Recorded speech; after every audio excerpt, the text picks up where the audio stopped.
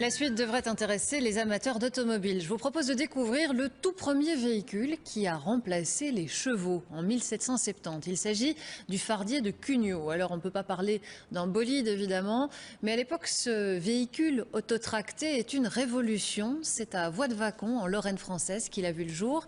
Et aujourd'hui les habitants de Sipley, jumelés avec ce village, ont pu le découvrir. Marc Mellon. C'est un moment d'exception pour les habitants du village de Sipley, près de Brève, qui ont vu fonctionner ce matin le fardier de Cugnot. Il s'agit d'un véhicule en bois qui pèse 4 tonnes. Il se déplace à la vitesse de 4 km à l'heure. Avant le départ, il y a quelques préparatifs. Bevor das Ungetüm mit fast 4 Tonnen Gewicht für seine Fahrt vorbereitet wird, braucht es erstmal moderne Technik der Neuzeit. Der französische Fardier gilt als das erste Automobil der Geschichte, das sich mit Hilfe von Wasserdampf eigenständig fortbewegen kann. Doch erstmal musste das Wasser mühsam mit Holz im Kessel erhitzt werden. Trotz einer Geschwindigkeit von nur 4 km/h sind die Franzosen stolz. 250 Jahre ist es her, als Nicolas Cugnot den Auftrag bekam, eine Maschine zu bauen, die Pferdekutschen für den Transport überflüssig machen sollte. Leider vergaß er damals die Bremsen. Die erste Fahrt endete an einer Mauer. Es war wohl der erste Autounfall in der Geschichte.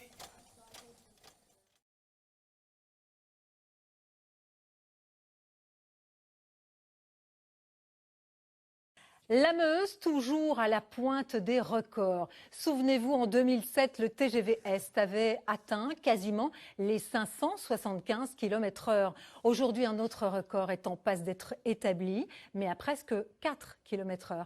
C'est l'ancêtre du TGV, qui n'est autre qu'une machine à vapeur qui va réaliser cette performance à la fin du mois. Mais en ce moment, c'était l'heure des essais. Jean-Philippe Tranvoise et Frédéric Madier. La manœuvre est délicate, il faut ménager la monture. Voici le fardier de Cugnot, ou plutôt sa réplique, construite en 2010. C'est la copie conforme de la machine de 1771, de la belle mécanique donc, et une structure faite de bois, mais pas seulement. De métal et de bronze. Tout ce qui tourne, c'est sur du bronze, comme c'était à l'époque. Aujourd'hui, bon, on mettrait des roulements à billes, on ne graisserait plus parce qu'il y aurait une réserve de graisse. Là, il faut graisser à chaque sortie. Et puis il faut faire le plein, au-dessus 70 litres d'eau, en dessous des bûches, et après 40 minutes de chauffe, la magie de la vapeur opère.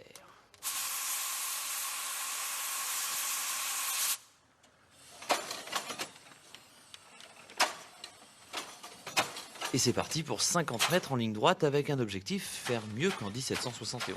Il faut savoir que le fardier était donné pour rouler, là c'était des lieux autrefois, à peu près aux alentours de entre 3,5 et 4 km/h. Donc on voudrait montrer que on atteint au moins les 4 km/h. Un peu plus peut-être ? Et un peu plus, ça serait bien. Bon, pour le moment, c'est plutôt 60 mètres à la minute, déjà pas mal, me direz-vous. Eh bien non, tout juste 3,6 km/h. Allez, on va dire que la pente a joué contre nous, que le chrono n'était pas très précis. Bref, ce sera mieux en vrai. Un policier prendrait la vitesse quand on roulerait sur le boulevard de La Rochelle, plein pot.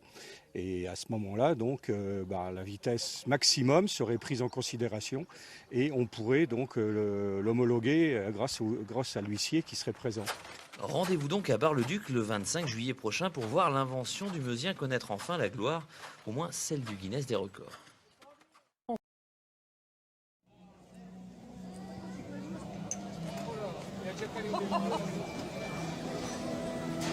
Il a perdu les roues.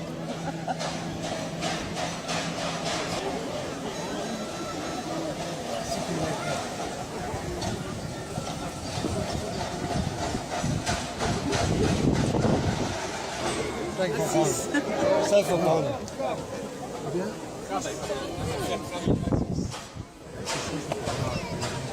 Je crois qu'il a cramé le truc. Si, ça fait des conneries. Attends, ouais,